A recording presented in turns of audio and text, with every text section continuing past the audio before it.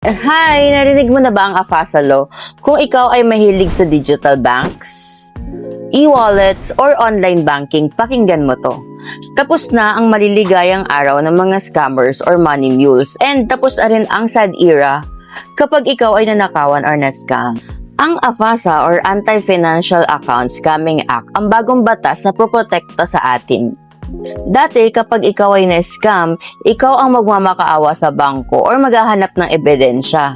Ngayon, it's a different ballgame. Datagdagan na ang ngipin ng batas na atin. Una, pwedeng i-temporary hold ng mga digital banks or e-wallets ang pera natin sa loob ng 30 days para hindi ito makuha ng mga scammer. Pangalawa, bawal na bawal magbenta ng accounts, magpairam ng accounts, or gumawa ng fake accounts para sa mga money mule. Kulong at milyong halaga ang parusa dito. Ang pinakamala kapag ang scam ay ginawa ng 3 o 4 na tao or more or isang sindikato, ito na ay tinuturing na economic sabotage. Parusa, life imprisonment, or 5 million peso na multa. Finisher move na talaga ito.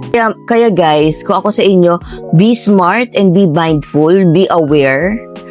At wag na wag basta-basta magpapabudol sa mga phishing links or websites, or wag na wag magbenta ng mga accounts sa e-wallets or digital bankings nyo.